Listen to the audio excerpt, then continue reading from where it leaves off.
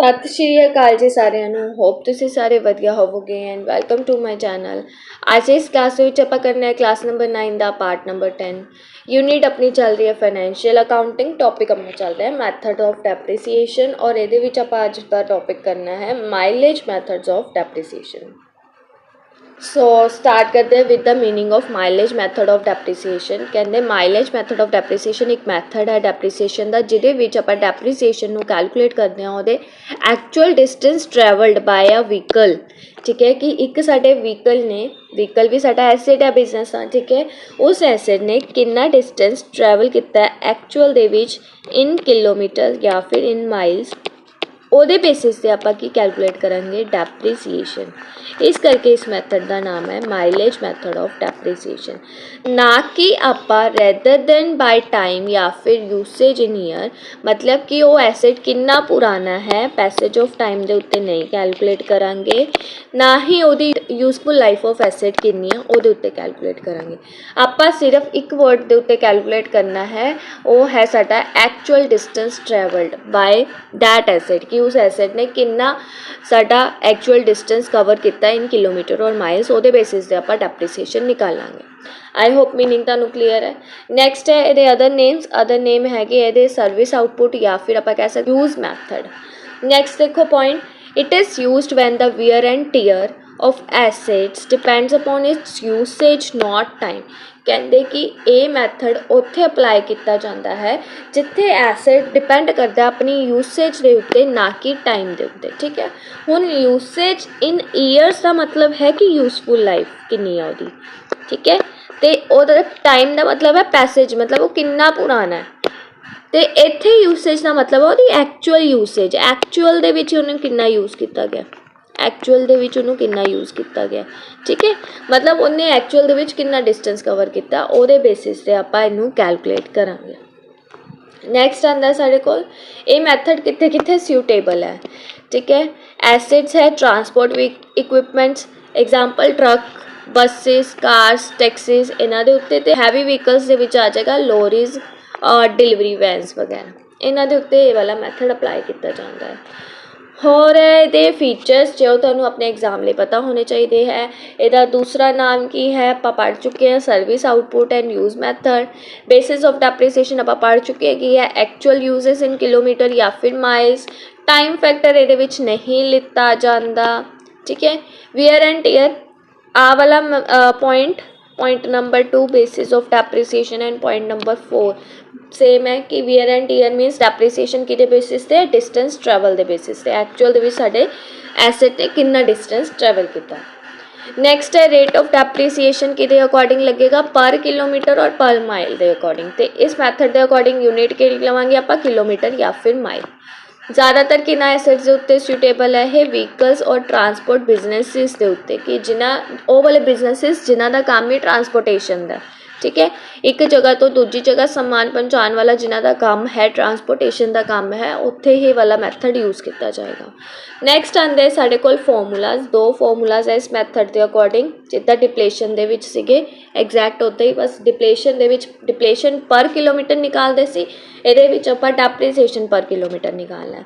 पहला तुसी डेप्रीसीएशन पर किलोमीटर निकालोगे, same formula cost of asset के विचों रेजिडुअल वैल्यू माइनस कर दोगे, डिवाइड कर दोगे एस्टीमेटेड टोटल किलोमीटर कि एस्टीमेट कितना है कि वो जड़ा व्हीकल है एक मान लो एक कार है तुहाडी। ठीक है वो एक्चुअल दे विच कितना चल सकती है, मतलब किन्ने किलोमीटर कवर कर सकती है वो कार, ਉਹਦੀ माइलेज कितनी है उन्होंने डिवाइड कर दोगे।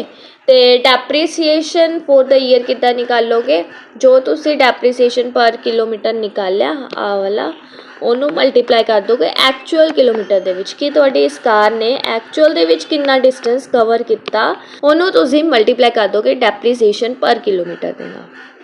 ਹੁਣ एग्जाम्पल देख लेने जिन्ना ਤੁਹਾਨੂੰ ज़्यादा क्लीयर होएगा। कॉस्ट ऑफ कार हैगी 5 लाख, रेजिडुअल वैल्यू है 50,000, एस्टीमेटेड लाइफ है मतलब वो हुण तुहाडी मान लो कार जिहड़ी है वो हुण 2 लाख किलोमीटर चल सकती है, पर चली किन्ने किलोमीटर है सिर्फ 40,000 किलोमीटर चली है। ਹੁਣ ਡਿਵਾਈਡ ਪਹਿਲਾਂ ਤਾਂ ਡੈਪਰੀਸੀਏਸ਼ਨ ਪਰ ਕਿਲੋਮੀਟਰ ਨਿਕਾਲ ਲਓ। 5 ਲੱਖ ਚੋਂ 50,000 ਮਾਈਨਸ ਡਿਵਾਈਡ ਬਾਈ 2 ਲੱਖ ਕਰੋਗੇ ਤਾਂ ਤੁਹਾਡੇ ਕੋਲ ਆਏਗਾ ₹2.25 ਪਰ ਕਿਲੋਮੀਟਰ। ਹੁਣ ਜਦ ਤੁਹਾਡੇ ਕੋਲ ₹2.25 ਪਰ ਕਿਲੋਮੀਟਰ ਆ ਗਿਆ ਤਾਂ ਡੈਪਰੀਸੀਏਸ਼ਨ ਪੂਰੇ ਸਾਲ ਦੀ ਕਿੱਦਾਂ ਨਿਕਾਲੋਗੇ? ਐਕਚੁਅਲ ਦੇ ਵਿੱਚ ਜਿੰਨਾ ਉਹ ਚੱਲਿਆ 40,000 ਨੂੰ ਮਲਟੀਪਲਾਈ ਕਰ ਦੋਗੇ ਪਰ ਕਿਲੋਮੀਟਰ ਵਾਲੀ ਵੈਲਿਊ ਦੇ ਨਾਲ, ਤੁਹਾਡੇ ਕੋਲ ਆ ਜਾਏਗਾ ₹90,000 ਆਫ ਡੈਪਰੀਸੀਏਸ਼ਨ। ਹੁਣ ਐਂਟਰੀ ਕੀ ਪਾਓਗੇ? ਡੈਪਰੀਸੀਏਸ਼ਨ ਅਕਾਊਂਟ ਕਰ ਦੋਗੇ ਡੈਬਿਟ 90,000 ਦੇ ਨਾਲ, ਅਤੇ 2 ਵਹੀਕਲ ਅਕਾਊਂਟ ਕਰ ਦੋਗੇ ਕ੍ਰੈਡਿਟ 90,000 ਦੇ ਨਾਲ। ਹੋਪ ਤੁਹਾਨੂੰ ਇਹ ਐਗਜ਼ਾਮਪਲ ਕਲੀਅਰ ਹੈ। ਬਹੁਤ ਈਜ਼ੀ ਕੈਲਕੂਲੇਸ਼ਨ ਹੈ ਤਾਂ ਪ੍ਰੈਕਟੀਕਲ ਪੁੱਛਿਆ ਜਾ ਸਕਦਾ ਹੈ। ਮੈਂ ਦੋਨੋਂ ਫਾਰਮੂਲਾਜ਼ ਲਿਖਤੇ ਹੈ, ਤੁਸੀਂ ਧਿਆਨ ਨਾਲ ਦੇਖ ਲੈਣਾ। ਨੈਕਸਟ ਹੈ ਸਾਡੇ ਕੋਲ ਆਬਜੈਕਟਿਵ ਪੁਆਇੰਟਸ ਜੋ ਤੁਸੀਂ ਆਪਣੇ ਐਗਜ਼ਾਮ ਲਈ ਯਾਦ ਰੱਖਣੇ ਹੈ, ਕਨਸੈਪਟ ਤੇ ਬੇਸਿਸ। ਹੁਣ ਦੇਖੋ ਡੈਪਰੀਸੀਏਸ਼ਨ ਕਿਹਦੇ ਉੱਤੇ ਬੇਸਡ ਹੈ? ਡਿਸਟੈਂਸ ਦੇ ਉੱਤੇ ਬੇਸਡ ਹੈ, ਕਿਲੋਮੀਟਰ ਜਾਂ ਫਿਰ ਮਾਈਲਸ ਦੇ ਵਿੱਚ। ਟਾਈਮ ਕੰਸੀਡਰ ਨਹੀਂ ਕੀਤਾ ਜਾਂਦਾ। ਸਕ੍ਰੈਪ ਵੈਲਿਊ ਕੰਸੀਡਰ ਕੀਤੀ ਜਾਂਦੀ ਹੈ? ਯੈਸ, ਸਕ੍ਰੈਪ ਵੈਲਿਊ ਕੰਸੀਡਰ ਕੀਤੀ ਜਾਂਦੀ ਹੈ ਕਿਉਂਕਿ ਆਪਾਂ ਇਹਦੇ ਵਿੱਚੋਂ ਉਹਨੂੰ ਮਾਈਨਸ ਕਰਨਾ ਹੈ ਕੋਸਟ ਦੇ ਵਿੱਚੋਂ। ਨੈਕਸਟ ਹੈ ਐਕਿਊਰੇਟ ਐਸਟੀਮੇਸ਼ਨ ਰਿਕੁਆਇਰਡ ਫੋਰ। ਹੁਣ ਸਾਨੂੰ ਐਕਿਊਰੇਟ ਐਸਟੀਮੇਸ਼ਨ ਰਿਕੁਆਇਰ ਕਿਹਦੇ ਵਾਸਤੇ ਹੈ? ਟੋਟਲ ਮਾਈਲੇਜ ਨਿਕਾਲਣ ਵਾਸਤੇ। ਯੂਨਿਟਸ ਕਿਹੜੀਆਂ ਲਵਾਂਗੇ? ਕਿਲੋਮੀਟਰ ਤੇ ਮਾਈਲਸ। ਨੈਕਸਟ ਹੈ आई थिंक आ पेज दोबारा आ गया। इस पेज ਨੂੰ ਆਪਾਂ नहीं करना, ये ऑलरेडी कर चुके हैं। देखो रेट ऑफ डेप्रीसीएशन वाला आप वाला पेज कर चुके हैं, एग्जाम्पल वाला ये दोबारा PDF ਦੇ ਵਿੱਚ ऐड हो गया, ਇਹਨੂੰ कट कर देना, ठीक है।